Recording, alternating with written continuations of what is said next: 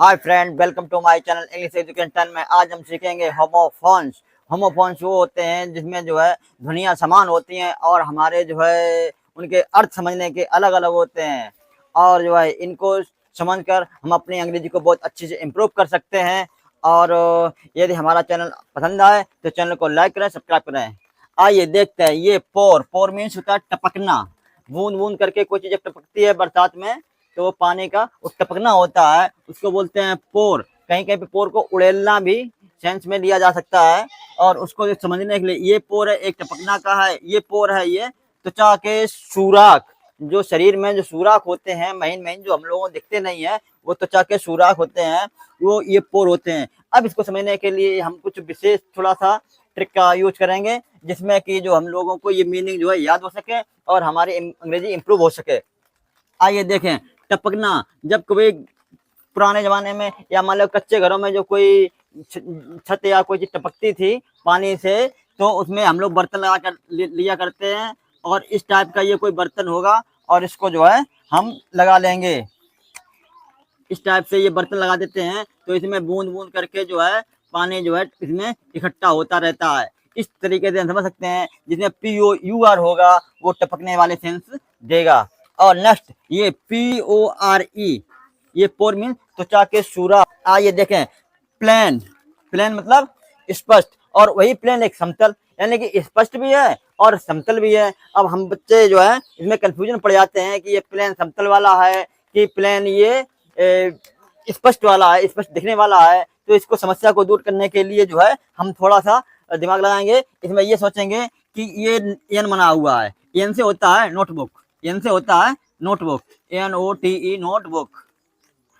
इसमें जब नोटबुक में लिखते हैं तो हो सकता है कि हम लोग अच्छा ना लिखें और उसमें जो है इकट्ठे हो जाएं, जिससे कि हम लोग स्पष्ट ना देख सकें। तो हम समझ लेंगे PLAIN, जिसमें एन बना है, IN बना है, जिसके अंदर स्पष्ट नहीं दिखाई हुआ। इन भी समझ सकते हैं, जैसे IN, इसके अंदर जो है कुछ स्पष्ट दिखाई नहीं दे रहा है, स्पष्ट समझ नहीं आ रहा है, तो एन से स्पष्ट हो गया ये एन से।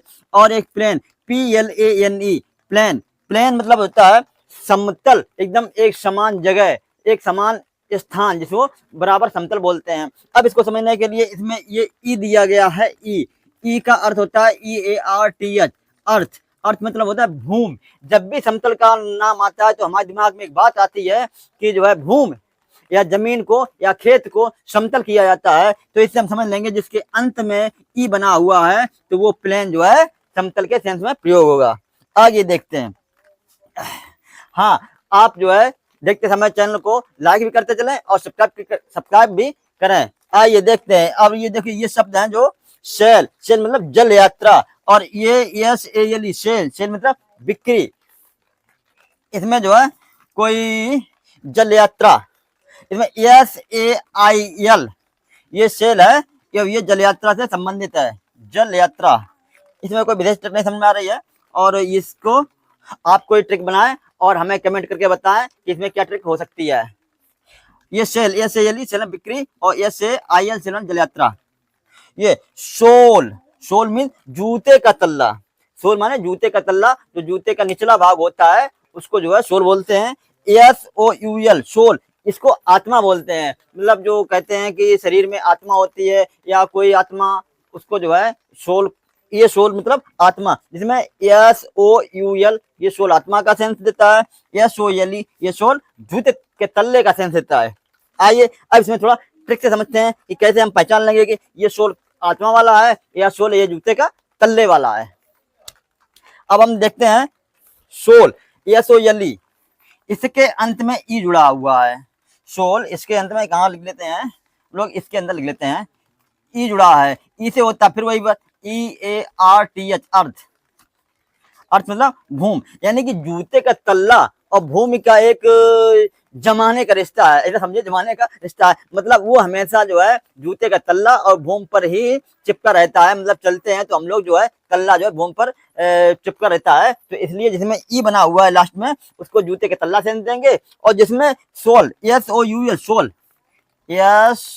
SOUL, soul. अब सोल को एक इसका ये चित्र दिया बना हुआ है, यू, इसको कभी आपने देखा होगा, तांत्रिक लोग जो हैं कुछ अपना करते हैं, पता नहीं क्या करते हैं, मतलब उसमें जो है जार में कभी आत्मा रख ले, बंद कर लेते हैं, फिल्मों में देखा होगा, और उसको जो है इस तरीके से उसमें बंद करके दिखाते हैं, जैसे जो है इसमें ये यू का ये पॉट है, ये कोई बर्तन है कांच का, यू जो यू बना हुआ है, और उसमें इस तरीके से बंद करके देखते हैं। ऐसा हमें लगता है कि इसमें जो है इसमें आत्मा बंद की हुई है, और वो हम लोग समझते हैं। इसलिए जो है SOUL जो है जिसमें स्पेलिंग होगी, उस सोल को हम आत्मा का सेंस देंगे।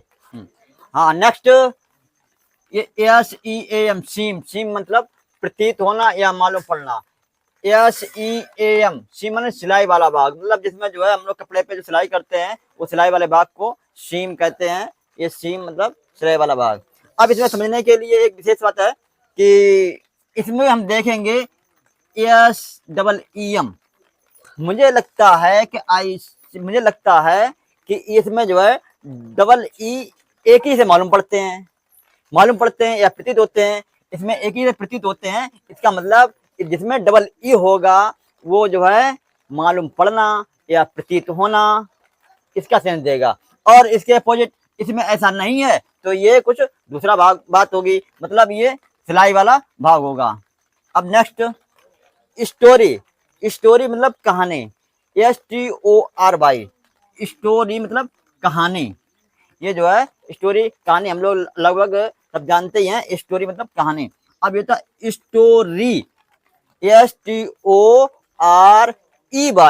इसका मतलब है मंजिल, 4 मंजिल 4 स्टोरी, 5 मंजिल 5 स्टोरी, या 2 मंजिल 2 स्टोरी। इस टाइप की मंजिल जो होती है, मकान में जो मंजिल होती है, वो इस स्टोरी को बोलते हैं। और इसको समझने के लिए इसमें कहानी में ई नहीं है, और मंजिल वाले में बीच में 22 से पहले ई बना हुआ है। इसको समझने के लिए जो है हम ये समझेंगे कि जिसमें ई बना हुआ है, ई बना हुआ है, ई बराबर हम समझेंगे ईटा, ईट, ईट मतलब जो है मंजिलों में, मकानों में जो ईट लगती है वो ईट हो सकती है। तो ई का सेंस लगा जिसमें ई बना होगा, जिसमें ईट होगी वही तो मंजिल होगी, जिसमें ईट होगी वही तो मंजिल होगी। और इस स्टोरी में कहानी में कहाँ ईट होगी, कहाँ मंजिल होगी, तो इससे हम समझ सकते हैं कि जिसमें ई नहीं बना हो तो कहानी है, और जिसमें STOR ये ई बना हुआ है, मतलब इसमें ईंटों का प्रयोग हुआ हुआ, तो हम समझ लेंगे ये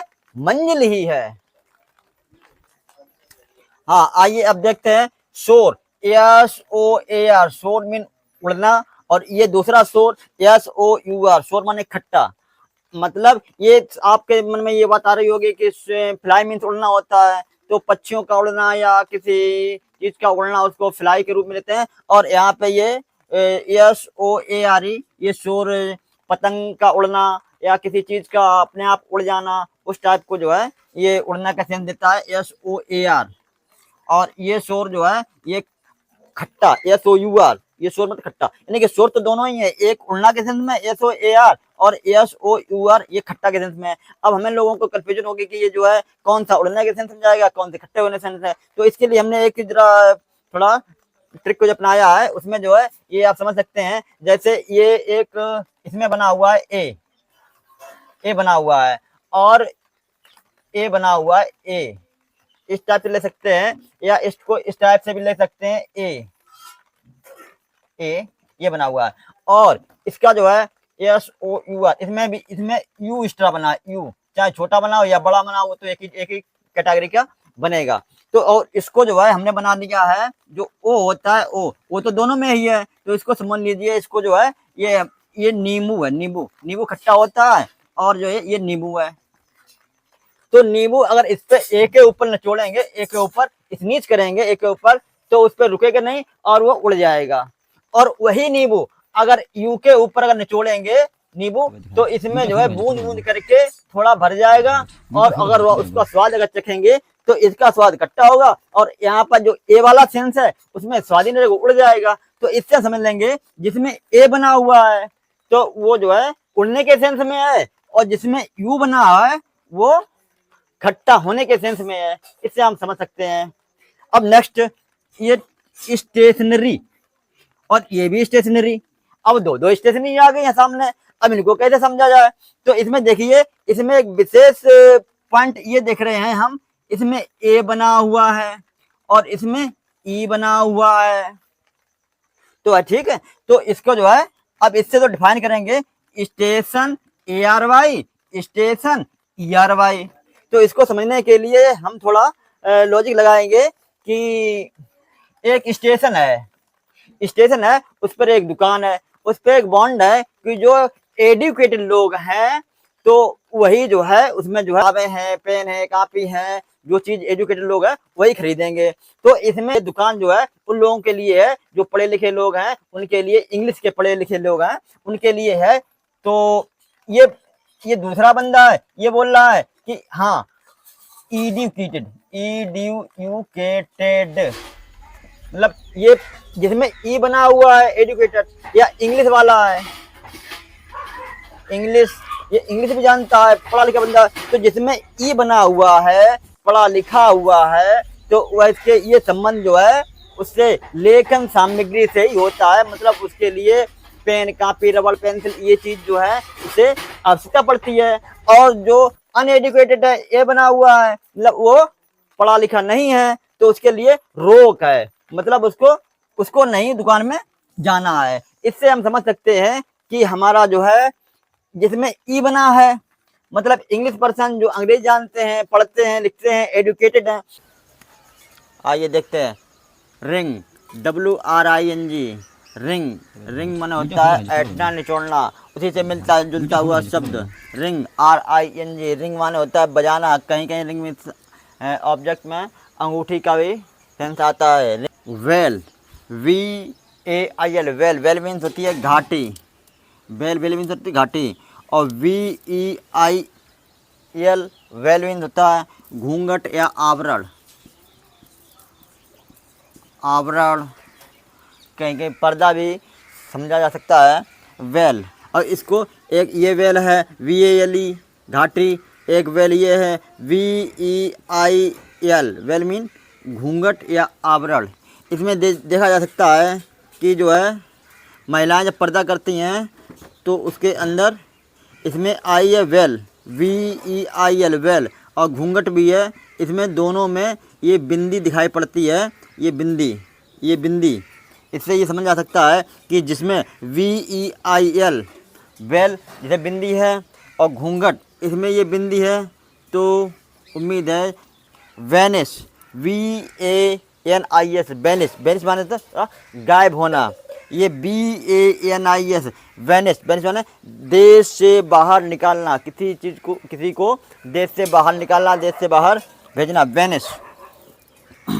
इसमें समझने के लिए ये इस वर्ड बना है जिसमें गायब का शब्द है, उसमें V बना हुआ है, U वाली V, और इसमें B बनी हुई है, वो देश से बाहर निकालने के सेंस में है। हम मान लेते हैं कि जिसमें B बना हुआ है इसमें जो है बॉल रखकर जो है कहीं ले जा रहे हैं, देश से बाहर ले जा रहे हैं। तो इसमें जो V लिखा है, B में अगर हम इस प्रकार का पॉट है, लेखन सामग्री संबंधित ये स्टेशनरी हो जाएगी। और जो अन्य है मतलब जिसमें A बना हुआ है वो इससे संबंध नहीं है, उसको वहां स्थिर रहना है, उसको वहां रुकावट है, मतलब इसका मतलब है स्थिर। यहाँ पे इसको स्थिर रहना है, वहां पर नहीं जाना है, इसको रुकना है। और इसका मतलब है लेखन सामग्री,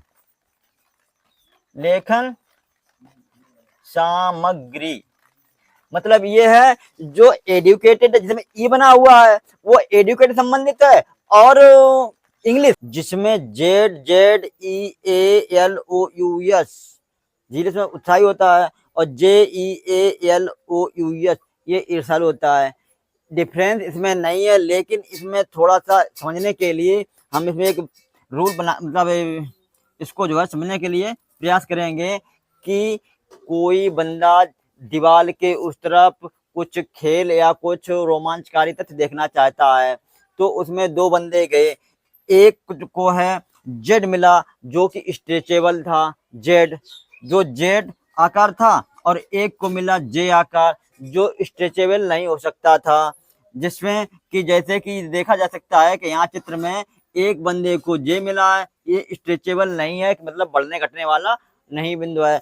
तो उसमें जो बंदा उसके ऊपर रखकर खड़ा हुआ है तो वो बंदा दीवार को ऊपर नहीं पहुंच पा रहा है, जिसमें कि कुछ रोमांचकारी यहाँ पर कुछ खेल या कुछ देखने के लिए हो रहा है।